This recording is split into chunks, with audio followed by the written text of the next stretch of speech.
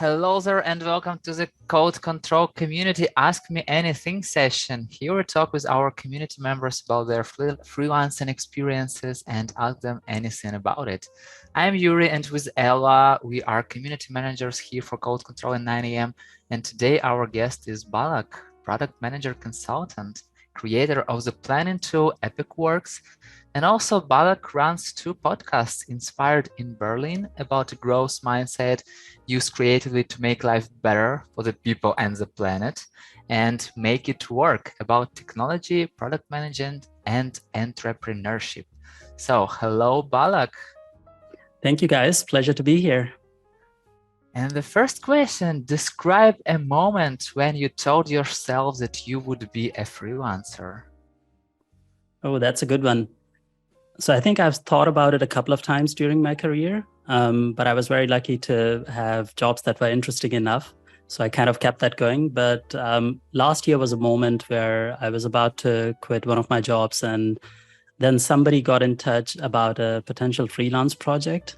And I thought, why not? Let's give it a try. And we talked. And then as we talked, it was like, oh, this could actually be a thing, and this would make sense. Giving me a bit more control over my time as well, and earnings to a large extent as well. That job didn't work out, but soon after somebody else got in touch, and I started pretty much right away after finishing the job that I had before. And that was my freelancing journey. Like, those conversations were like, one, this is possible. Two, actually, I would like to give it a try. And originally I thought I'd do it just for that one gig or something, but now it makes sense.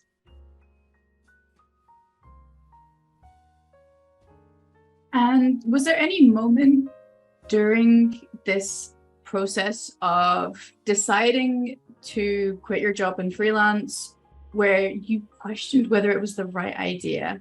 Can you maybe tell us more about any doubts that you had, please? I believe I had the same doubts that probably anyone else would have had.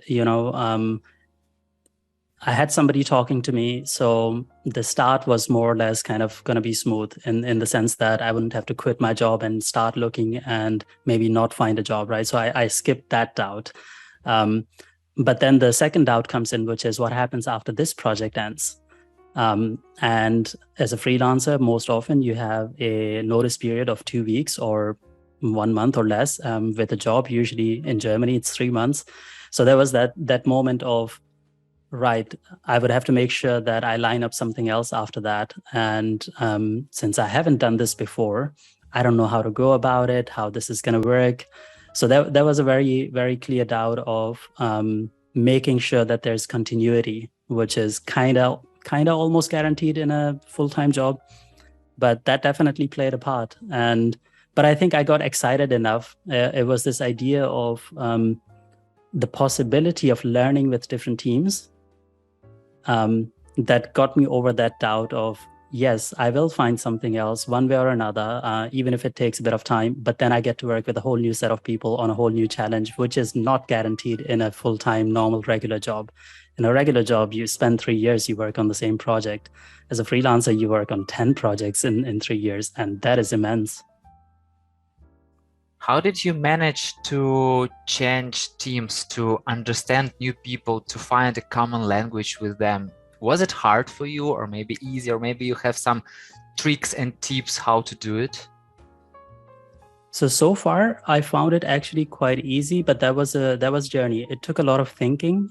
In any job, when you start, there's work to be done, right? And as a freelancer, companies hire you really when they really, really need you. Because for normal growth, you usually have financial plans, budgets set in advance for the year. So kind of, the head of product knows that 6 months down the line, I need to hire a junior product manager. The CFO knows that I need an assistant and it's budgeted for 9 months. So I kick it off in March. But as a freelancer, that's what is usually not budgeted. That happens only when they really need you. So when you join, you can get busy super fast, much faster than a normal job. So this question is very important of how do you actually, while doing a lot of that work that companies really need and they hired you for, that you actually build a relationship and get to know the people. So my thinking led me to this eventual understanding that if I don't know the people, I will probably not be able to do my best job.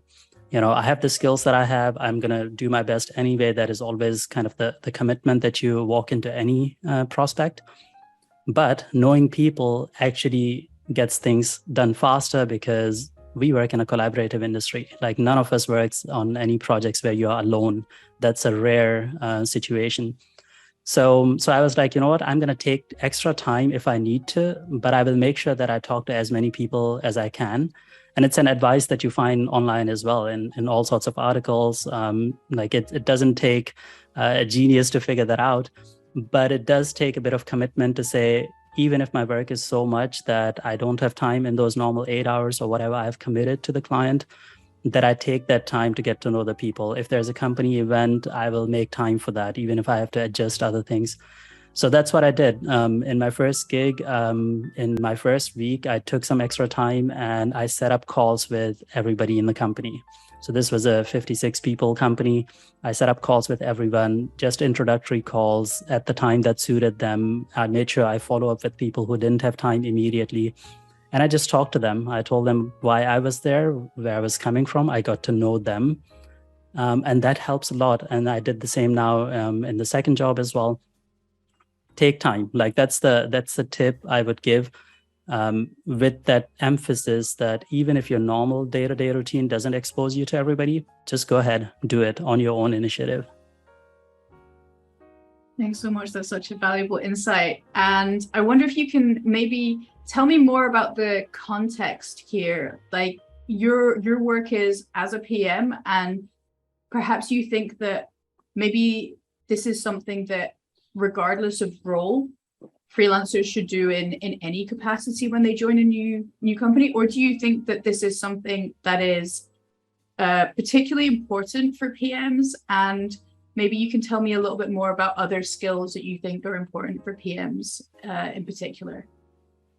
So let's talk about the PMs first, because as a PM, you're talking all the time, right? Yes, there are artifacts that you create. You have to create some things that other people would use, presentations, documentation. If you're working on development, you might need to create user stories and work with the teams on that.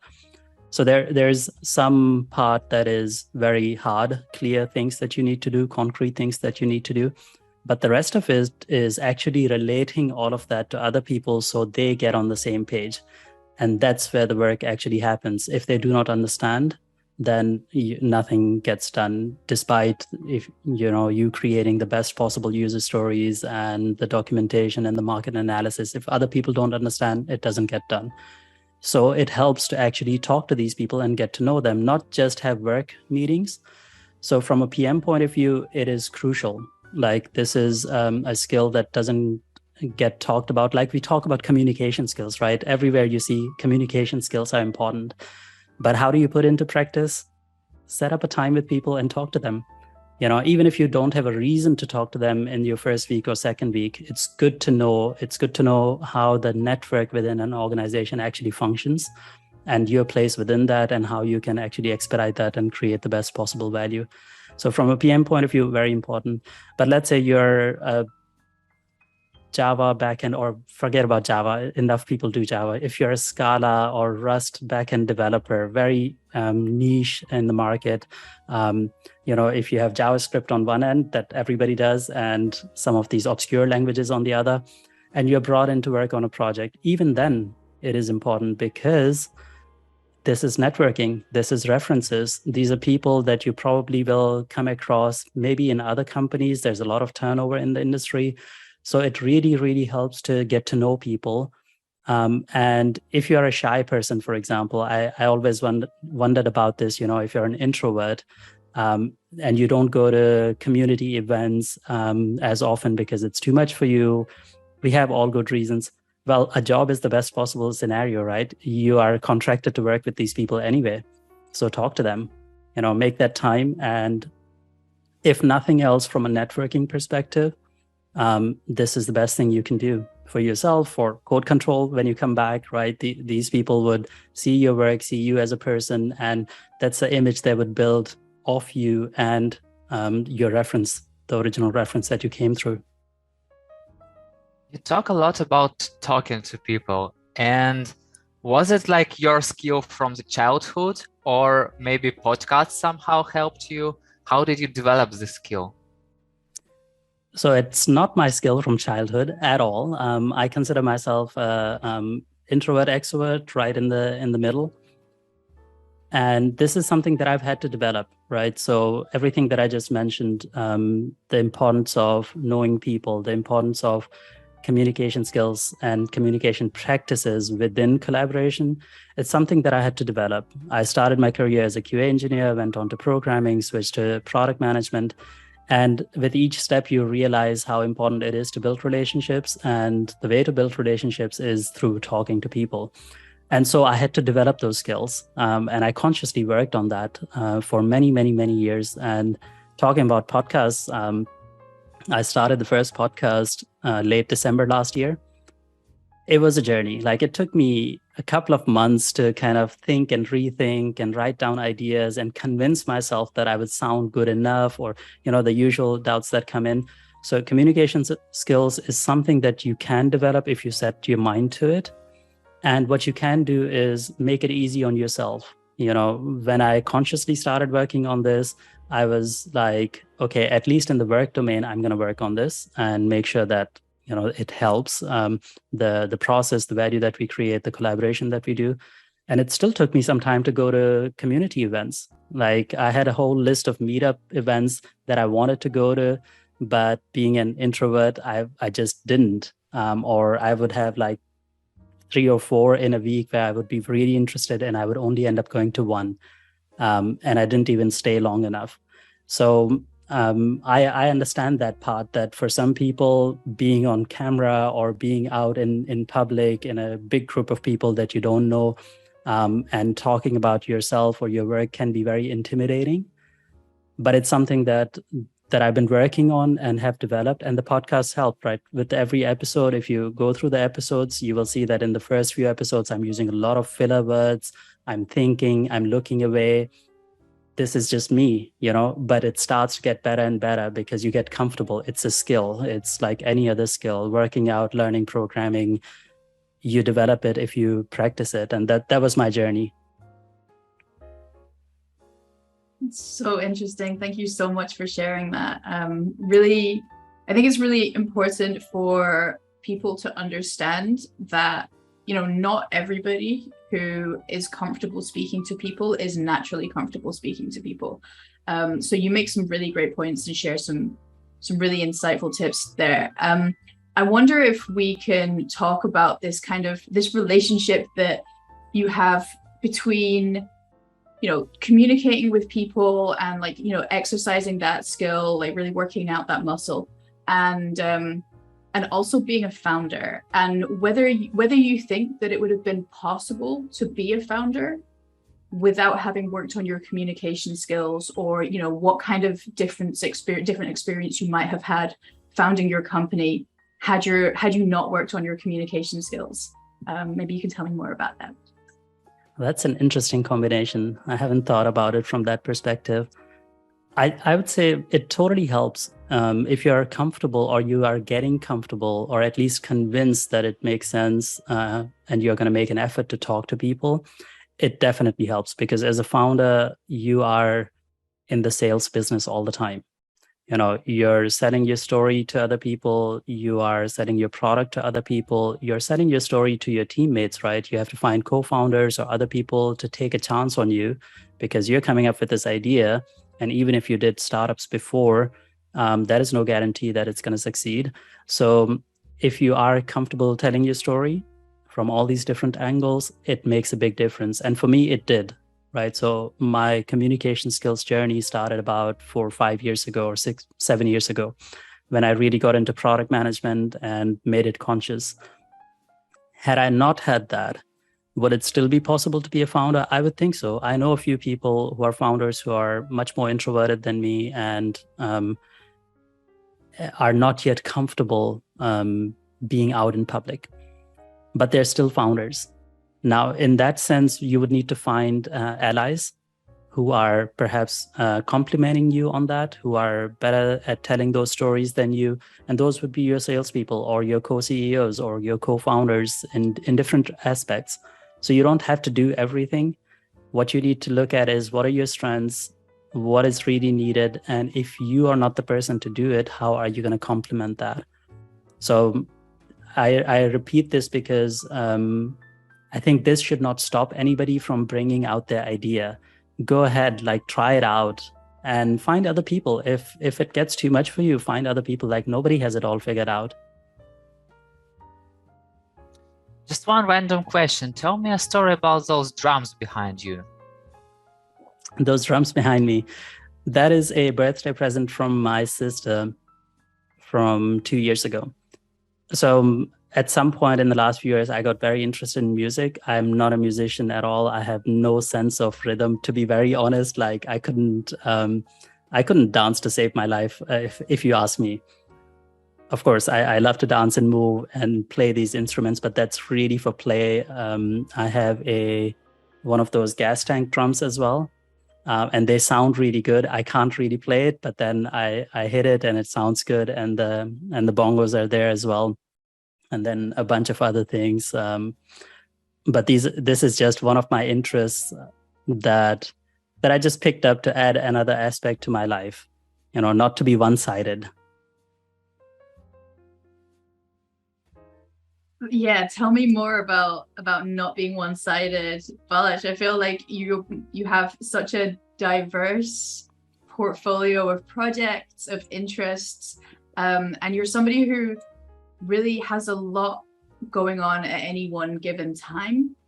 So I would love to know more about, your secrets for success, right? Like, how do you work on your musical interests? How do you work on your communication skills? How do you work on your podcast, working on founding your own company, and still have the space to also not just work as a freelancer, but also manage projects and manage teams? It seems like you must be an incredibly well-organized person. So I would love you to tell me more about maybe any tools or hacks that you use to keep yourself on track, or does it all just come naturally to you? Is that just the way your brain works? As always, it doesn't come naturally. I would perhaps start with the fact that also around the same time that I got into product management, sometime before I got into mindfulness. And I was very lucky to have some really good teachers from the Buddhist tradition that helped me through that. I read John Kabat-Zinn's book, Coming to Our Senses, and it just made sense to me. So before that, I would be like anybody else, not that part is gone, just as a disclaimer, but I would tune in and out of conversations perhaps, or I would get distracted very easily. And mindfulness was something that helped me focus my attention. And I did a regular training for a year and a half, and then it started to integrate into the rest of my life. And I noticed there were moments where I could focus better. And then what also started to happen with mindfulness training was you notice the impact on stress management, stress reduction, and recovery from stress. So there are these 3 stages, when you start noticing, oh, this situation is starting to stress me out, and you can do something about it. Whereas before you couldn't, you would just walk into the car crash and somehow hope that everything would be fine.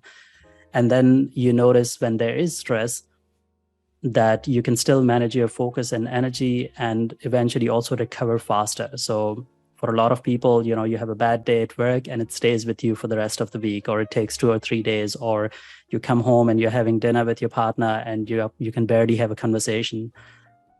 And I started noticing that those kind of events, even if they did happen, they would take less and less time to recover. So that was the beginning of freeing up a lot of that energy that I then started putting into learning. Right. So 7 years ago, I still had my day job. I didn't have many other projects going, but I started my driving license process, started taking lessons. I started learning basic Spanish. And then I started learning basic Italian. And then I got started on these musical instruments. I started doing sports again because I had a bit more energy and I was able to focus and recover. Things didn't bog me down so much. And that started impacting everything that I did, at work as well. People started noticing that difference in terms of my energy, my availability, the ability to process information faster.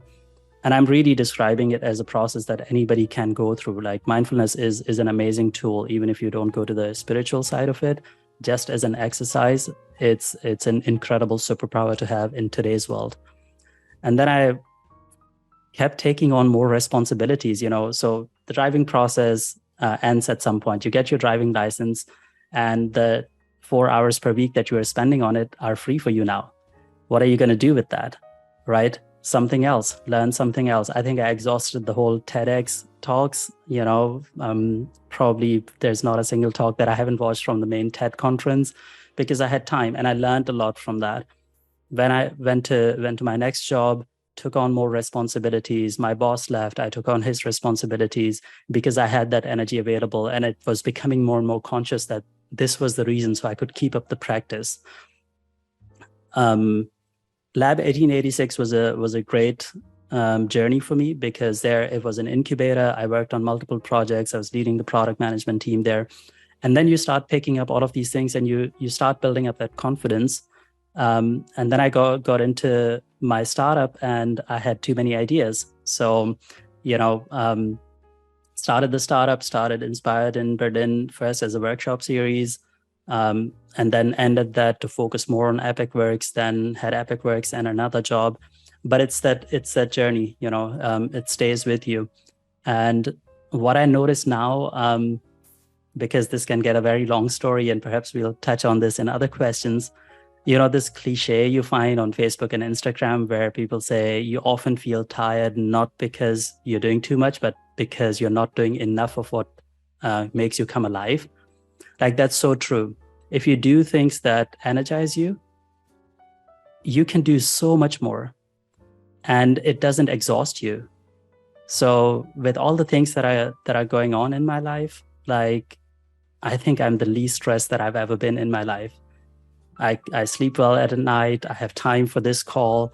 I have founder friends who get very stressed, and it's hard to get 15 minutes with them. But knowing them, I know it's not that they're doing anything extraordinarily more than I am, but their energy management is not quite in the right place. And it takes a lot more of them to do the same things that it takes from me.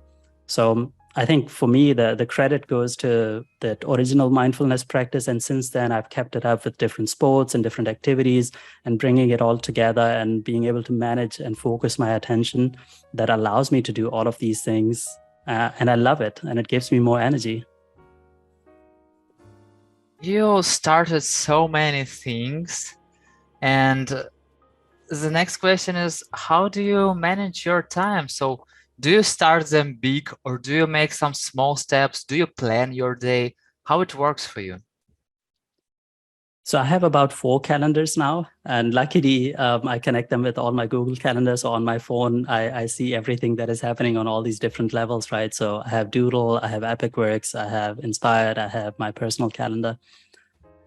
I do plan my day, but not as hard and fast. So usually what I do is, aside from Epic Works, which I use for the team and for most of my other things as well, I also have a little Kanban board where I have things to be done, in progress, and done. And I just take a look at it every morning, and I see what really is important for that day, and I make space for that. So that's the simplest trick I can share with anybody. Like, if you want to organize your day, find your tool, whatever that is. If it is sticky notes on a wall, if it is reminders on Google or Apple, if it is Epic Works, if it is Jira, like whatever, don't use Jira, just saying. But find a way so that you know what is important for that day. And if you know that, you will most likely achieve it, get it done, and you would not feel overwhelmed, because it happens to me as well. Like, with all these things going from time to time, when I lose sight of that, it starts to get overwhelming, day 2, day 3, and I know there's something lingering that I need to do. So, but these tools that I have, they help me refocus again. And then I go like, right, if is this really important? If not, let's move it down. Let's get the important things done. And if you do that, that's the best time management technique I have found. And other than that, like, I'm not that crazy guy who has his day planned for every 5 minutes. No, not at all. Like, I try to make space for spontaneity now. This is my latest thing. So I went through all these tools, and I figured out, let's say, I think it's important to say this. The whole core of Epic is around goals. And that's a whole product and a whole business, but it's the same in life, right? There are certain things you want to get done, and there are other things that have to be done anyway. You have to clean your apartment. You have to make sure the accounts are done at the end of the month. But what is your goal? And if you have that goal, you can easily break it down. Whatever the technique is, like I'm going beyond techniques these days. The simpler, the better, because the important part is that you don't get distracted. And if you manage that, the rest will follow. And then comes a moment like it is now for me. I leave space consciously. I kind of play with ideas where I go like, I think it's important, but let's see, and then I check, is it really important? Maybe it wasn't. So there's space for spontaneity. There's space for friends. There's space for events. And sometimes the day gets packed, and that's okay as well. But as long as you know what is important for you for that day or for those weeks or for that month, you will naturally focus. Like, your brain won't let you get away from it. So use a Kanban board, use any technique. But the important part is not that it becomes a to-do list, that you can see what your goal is, and the to-do list will naturally follow.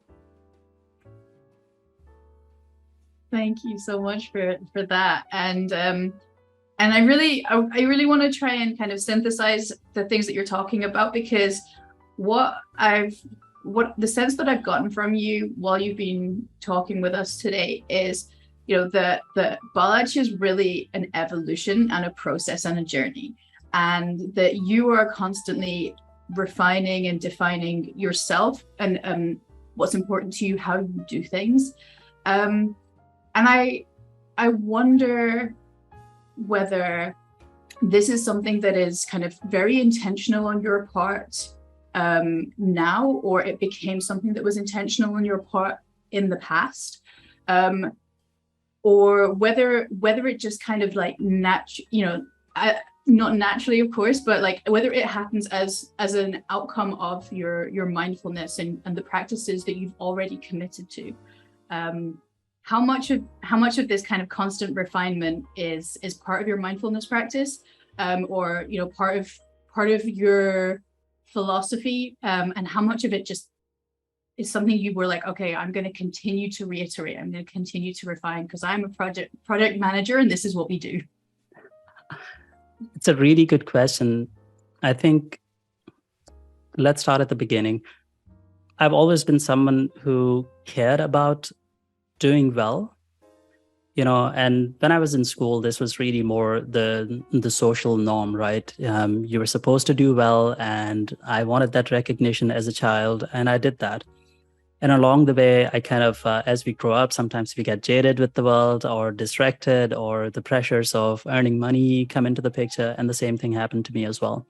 But there was still that care, and perhaps a lot of the engineers listening to this might resonate with this. There was also a period in my life where I was complaining like everybody else, this company just doesn't get it. Why can't we do it this way? Why wouldn't we do it? Why aren't these people listening to me? And then when the mindfulness journey started, I started to make that more conscious, and I realized, well, if people are not listening to me and I care so much, then I have to develop the communication skills to make sure that they can understand me. And it kind of started like that. So I would say I'm very lucky that it started that way. And at some point, I started refining it more because of that journey, the mindfulness and that care, because I made it conscious. And I was like, well, how do I translate this care into the world? So I did all sorts of things, right? At some point, for the first time in my life, I did the values exercise. So I was like, what are my values? And it was a list of 7 or 8 different things. And then I connected them with, what has my journey been? Have I been living those values? So it started to push me to refine naturally, not because of product management, but as a person, even though in practice, when this started, I was, like the rest of us, for all the right reasons. I think people should listen to engineers more. They have all the right ideas, but perhaps sometimes we don't have the right skills to relate it to other people.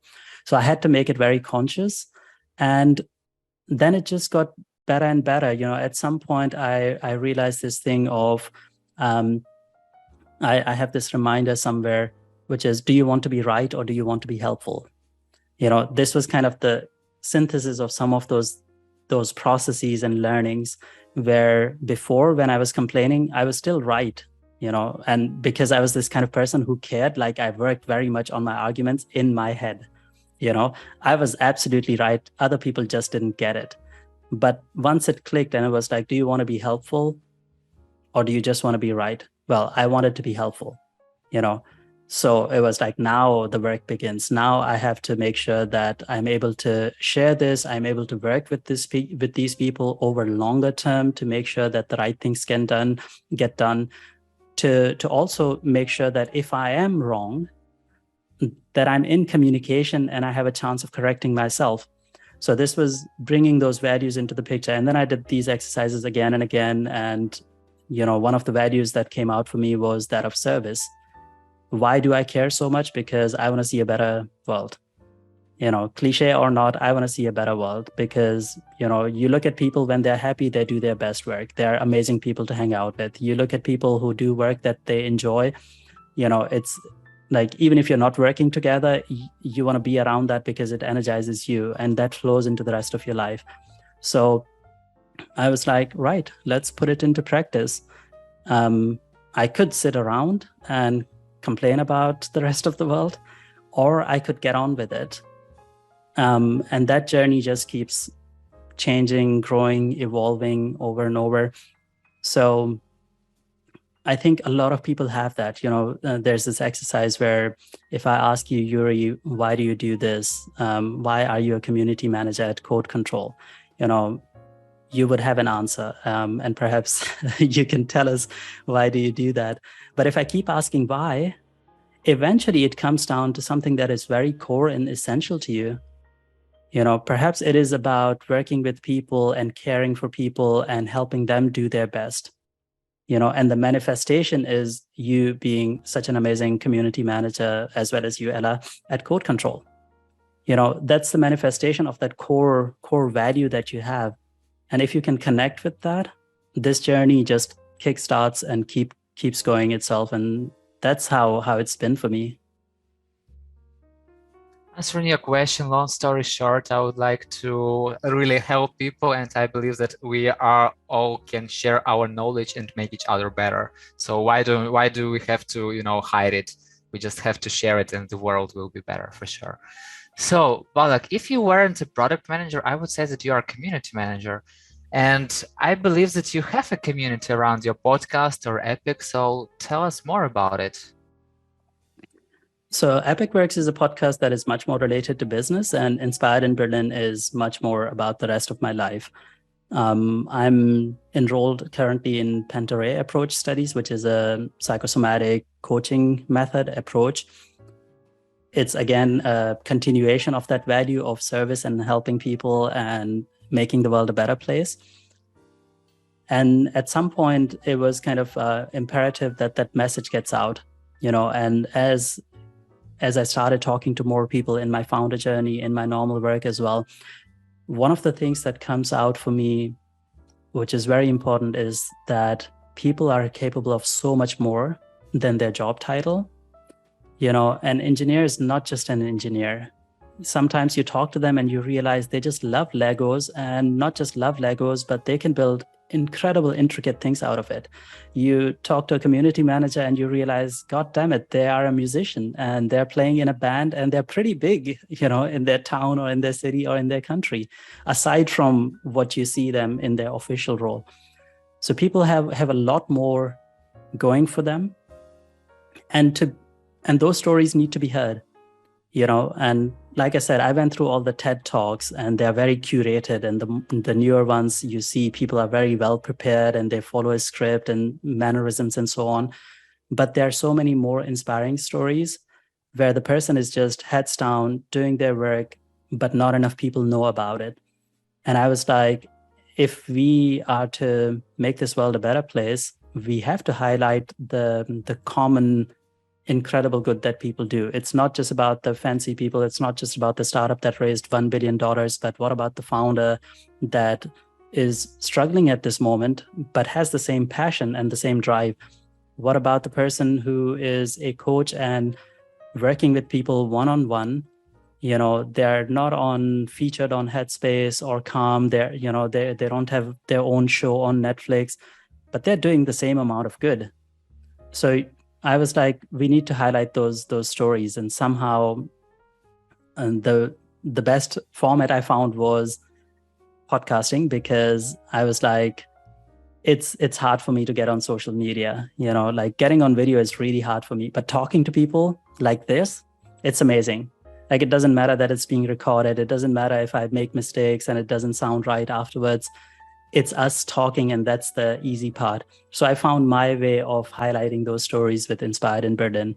And since that, it was like, okay, I like podcasting, and I know so many people, and there are so many stories still to be told. And then there was this thing of, what about the business aspect of things? Because I also have a lot of stories to tell, and I've been lucky to have worked with so many amazing people and gotten to know so many amazing people, that then I was like, okay, we need to start a second podcast, because I want to have those conversations, and I'm sure people who listen to it will find some value in it. So that's how it came about. It was this drive coming from the same value, and then finding a way that it works with my day-to-day life, right? So if I started organizing events, that would be near impossible for me. Talking about community, that would just take too much time. That would be very difficult. I don't have any skills, but I'm good at working with people, relating to them. I know about product management. I know about coaching and all of those things. So I can focus in on that. And then that network develops. We had quite a few episodes now with people who I haven't yet met in person. But those were amazing conversations. And those are the beginnings of a community, beginnings of new relationships. And since this has only started since beginning of this year, or 27th of December to be exact, it's a work in progress. I have no idea where this is going to go, but I would love to have more of a community where we can eventually expand into in-person events and all of those things. And probably somebody else would have to do that. And I would be happy to provide support and kind of have the overall structure in place. But I would love to see that more. I would love to see normal people like me telling their stories and inspiring other people to go do their thing, or find ways, or be able to support in all sorts of ways. I think that's going to be a good thing for the world. Yeah, I mean, I can't help but agree with you, especially in the way that you tell it. It almost sounds as if you took TED and TEDx and iterated on that. So, I mean, that's like absolutely true to character from everything you've already told us today. But it really sounds like you're putting together your own version of the TED series of talks that align with your values even closer.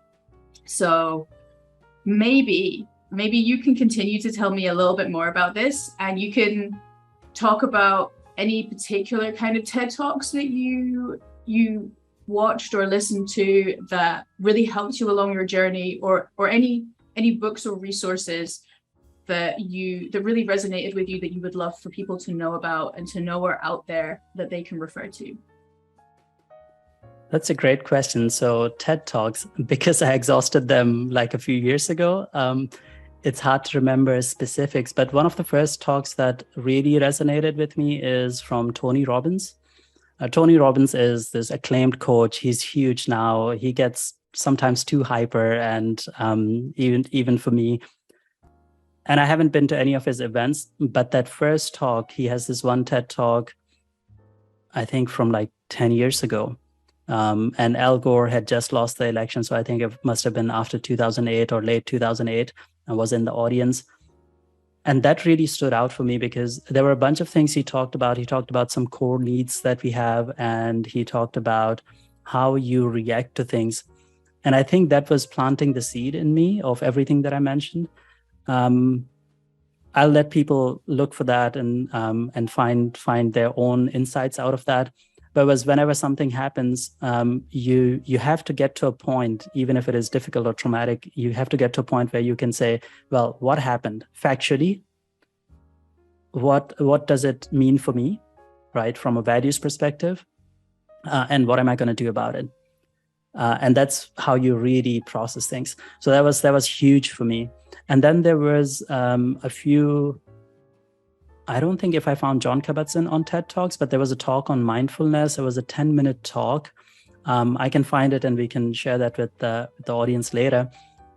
And that talk really talked about how mindfulness has been shown to have such an impact on stress reduction, even after 8 weeks of practice, that it has an impact on recovery from illnesses, that it has an impact on pain management.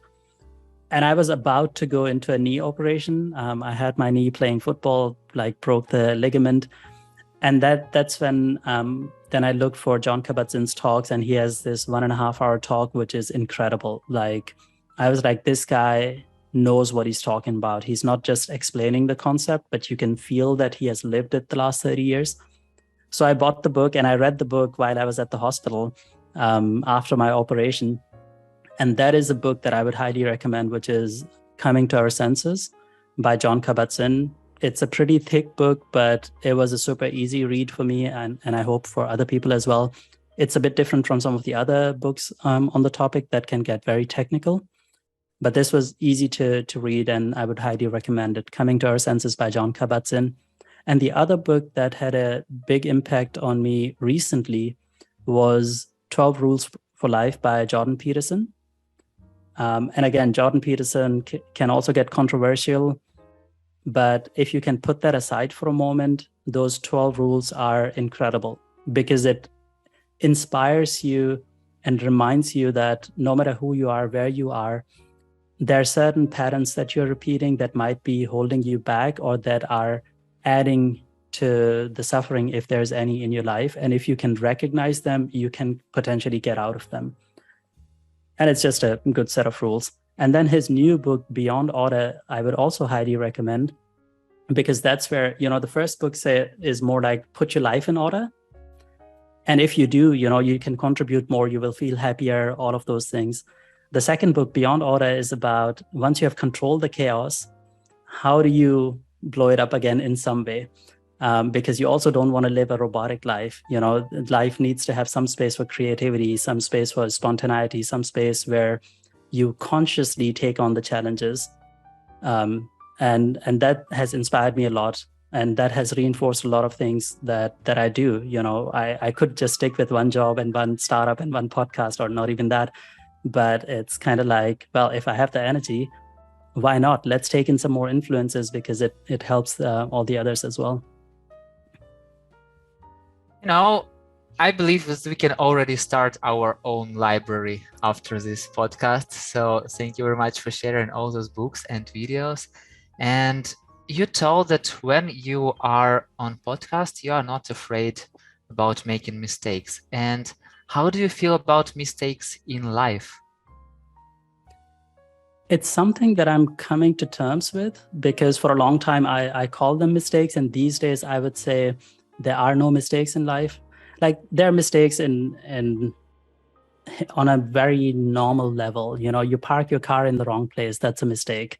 You attach the wrong file to an email, that's a mistake. You write to the wrong person on Slack, that's a little mistake.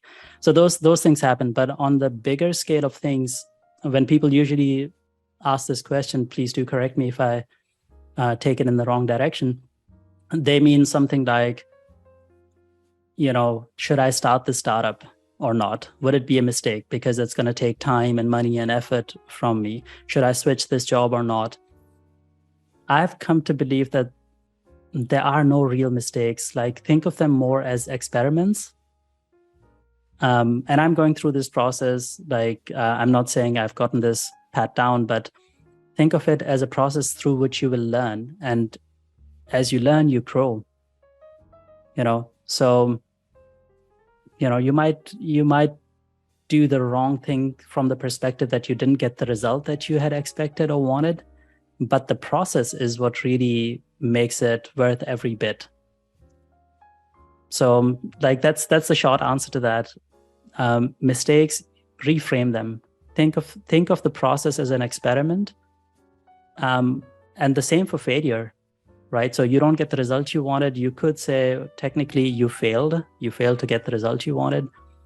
But like, who cares? Like, this is life. We fail all the time. Like it's just a normal part of life. But what you get out of that and the connections you make, the learnings you have, how you grow out of that, that is so much more important.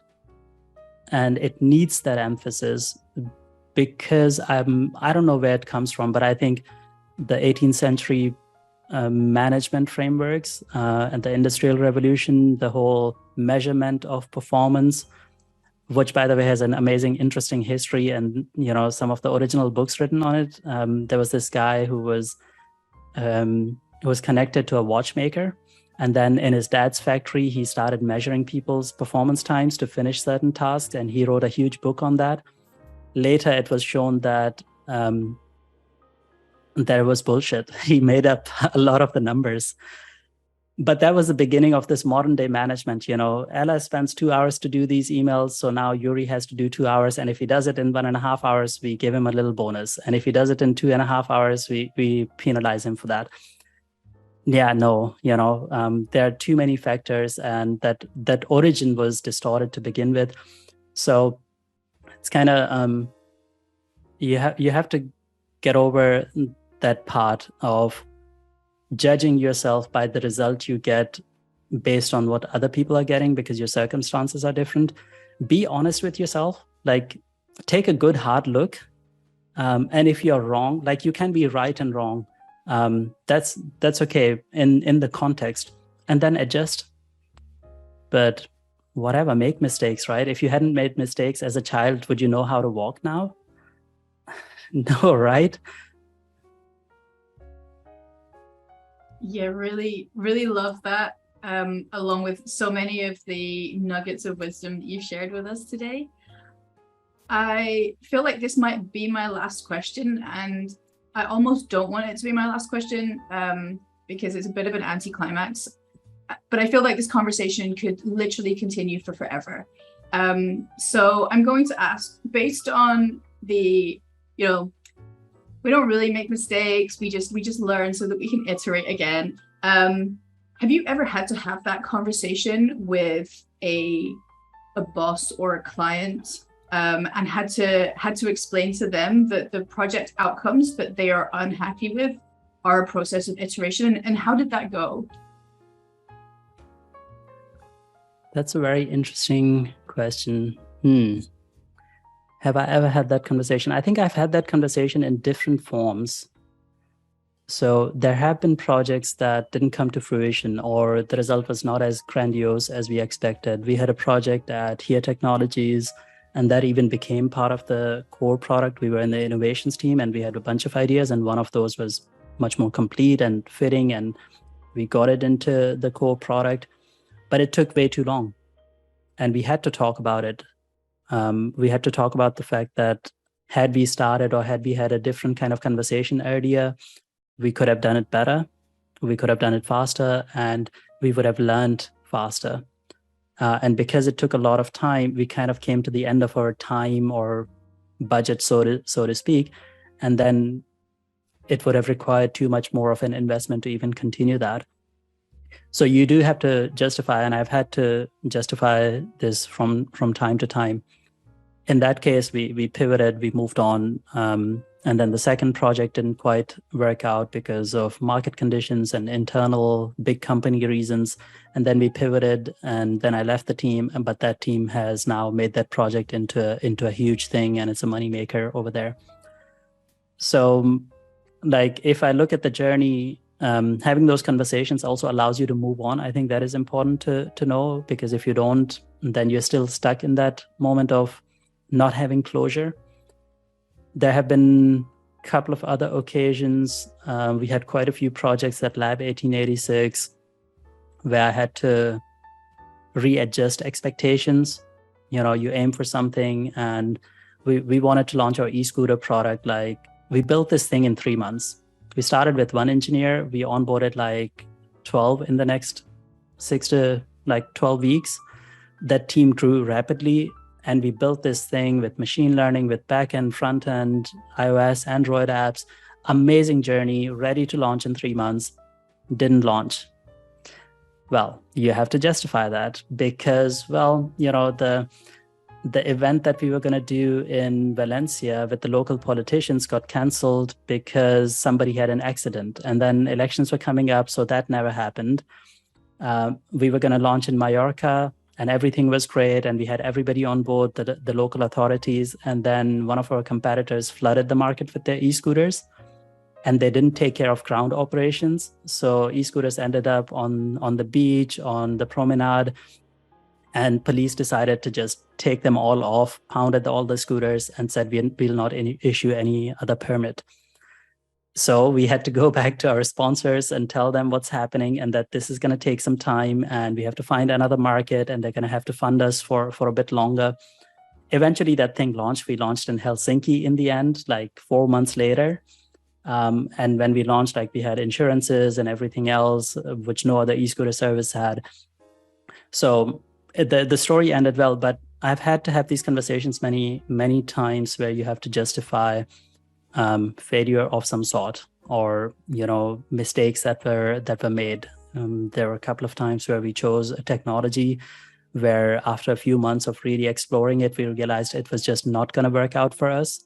So you had to scrap all of that work, and that's a significant cost and has delays on the project outcomes. So yeah, I think if I would add anything to that is be as honest as you can. At the end of the day, businesses have to take into account contingencies. So never think that it reflects on any one person, because nothing gets done by one person anyway. There are always these factors. So it's a really good exercise actually to go through that and see what those factors were so you don't repeat it. I think personally, obviously, there's always some sadness, when that happens. And I've had to deal with that as well, and especially when I've been leading the teams. So that has an impact. And I always say to my teams, if we win together. If we fail, I take all the responsibility, because in leading positions, you do have disproportionate influence, and somebody has to take that for the team to move on. So it's like a coach of a football team. You lose, you never put it on your team, because that's just going to worsen their performance and make them feel low. You take on the responsibility, you buckle up, you move on. That's what I'd say to that.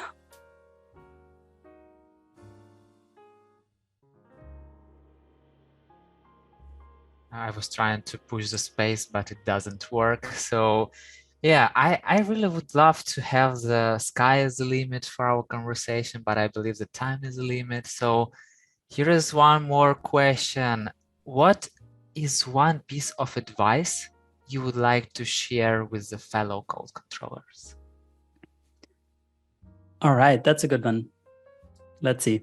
Serve before you earn. Create disproportionate value. I think it's something that we all need to think about. And you can think about it from your perspective. I mean, I'm part of this network, right? It's not just my reputation, it's the reputation of the network, it's future references. If nothing else, it has an impact on future earnings. Serve more than you can. Do a bit more, even if it is 5%, 10% more. You don't have to destroy your life for a project, but see if you can create more value. Serve before you earn, and the earnings would always be 10 times more in the future. Love it. Thank you so much for this, Balach. We are starting this tradition where we end every AMA with a quick fire round. So we just have, 8 either ors for you to just, no discussion, just give me one word answer. Okay. Are you game to do this? This is gonna be great. Let's try it. Wonderful. Sweet or salty? Salty, Hot or cold? cold, Peace or quiet? quiet, Chicken or egg? egg, Beach or mountains? mountains, Rain or shine? rain, Food or music? food, Night or day? night. Beautiful. Thank you so much. That was exemplary. Thank you so much for such a wonderful, insightful, introspective conversation that is just, it's been packed full of a lot of wisdom and actionable suggestions. It was a wonderful way to kick off our AMA series. Thanks for volunteering yourself to be our first person up in the hot seat. And yeah, really just want to express gratitude for your time and your candidness, and everything that you've shared with us today. Thank you. Thank you for having me, guys. It's been an absolute pleasure, and I'm sure these sessions are going to be great, and the community will love it. And I look forward to listening more from all the other community members. You guys are amazing hosts. Thank you again. Thank you very much for being here, and see you in the community. So have an amazing day and see you later. Bye. Ciao.